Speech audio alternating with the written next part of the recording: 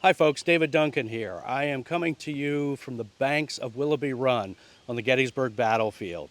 And immediately to my left is a very important piece of property that I'd like to tell you about. It's about 14 acres, and it is a piece of ground that helps finish an earlier preservation effort that we mounted with another organization several years ago.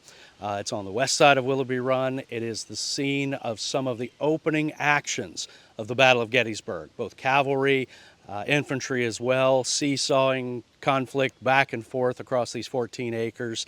And we're really going to need your help with this one. It's a very expensive piece of property. We're having to get this now so that something bad doesn't happen to it later on. There was a proposal for some residential development on this piece of property. So we had to get a contract on it. We're having to raise a considerable amount of money on it, but I'm counting on you to help us get there.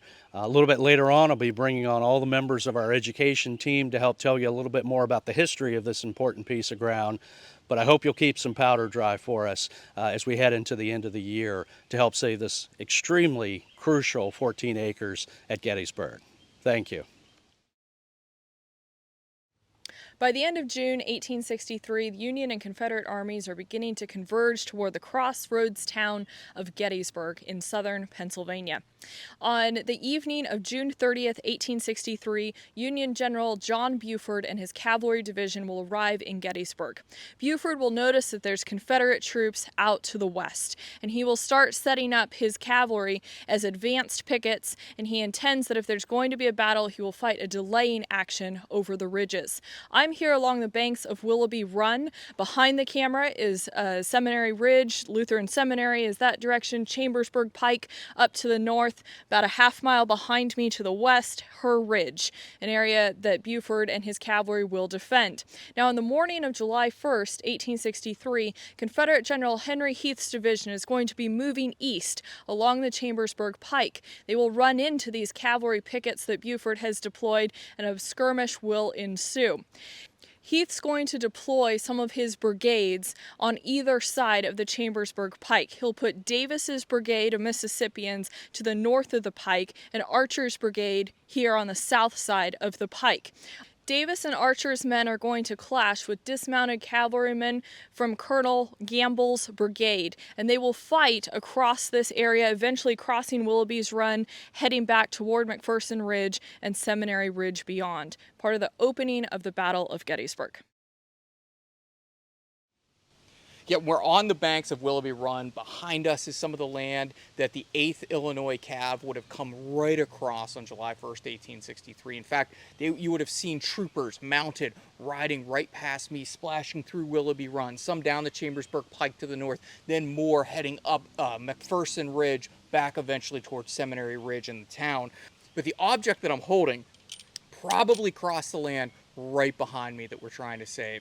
It is a sword that was carried here by the major of the 8th Illinois Cav, or one of the majors, because the Cav usually had more than one major because they were much larger than infantry regiments. But needless to say, the sword here presented to Major William Henry Medill of the 8th Illinois Cav is a very rare artifact, thanks to our friends at the Horse Soldier and thanks to our friend David for allowing us to bring this sword out onto the battlefield. This is a witness piece to the July 1st fighting here at Gettysburg.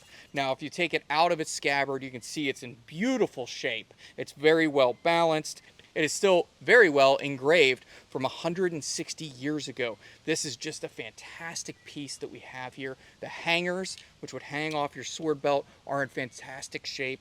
In fabulous shape here is the handle that I'm holding. That will be made out of shark skin. And of course, the hilt is also just very well tended to. Now, Medill, like many of the troopers of Buford's horsemen, will be mounting and dismounting using what we call dragoon tactics. So you wouldn't see them out here wielding these swords, though they would have swords with them. Most of the time they're using their carbines to hold back the Confederates. With a higher rate of fire, this is going to slow down Heth's division on the morning of July 1st. And as Heth's division finally starts rolling through here, the Cav would have splashed through this Willoughby Run and redeployed to the west, to the east of where we are standing. And now, Medill, unfortunately, will not survive the Gettysburg campaign. He'll survive this battle. He will ride south in pursuit of Robert E. Lee, and on July 14th, 1863, at the Battle of Williamsport, he is mortally wounded. He will die the next day, and he has some very poignant last words that he will leave behind. And one of the objects that he left behind was this sword given to him by some of the men, maybe some of the men from the Chicago Tribune, because they have made up his original Company G of the 8th Illinois Cav. So this is just a wonderful piece that we are allowed to bring back out here onto the battlefield by our friends at the Horse Soldier, as well as our friend David. Thank you to both of you for allowing us to bring this back to where the history was made with this sword across land that you have the opportunity to help preserve at Gettysburg.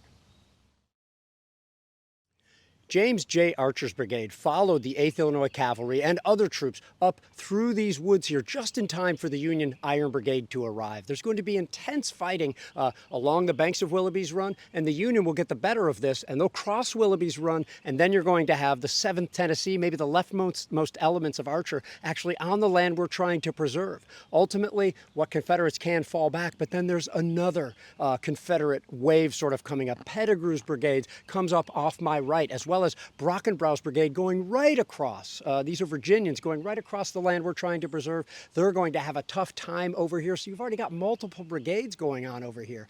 Then the Battle of Gettysburg continues, and there's going to be savage fighting in and around the town and south of town and east of town. And eventually it'll go well for the Union. The Union starts to push the Confederates back. They take a position on Seminary Ridge, and the Southerners fall back, and no doubt some of them also fell back directly across the land we're trying to preserve. In other words, we've got July 1st, we've got maybe a little June 30th, we've also got some July sort of 4th going on here as well as they fell back. And this saw the opening, basically, of the Battle of Gettysburg. So we really hope you can get involved. We hope you're interested in this history. We hope you're interested in seeing this land, as a battlefield rather than as a housing development or some other commercial development that might come if we're unable to secure this property. So we'd appreciate it if you got involved. There's more information at the website at the link we provided along here. And thanks for all your support of battlefield preservation.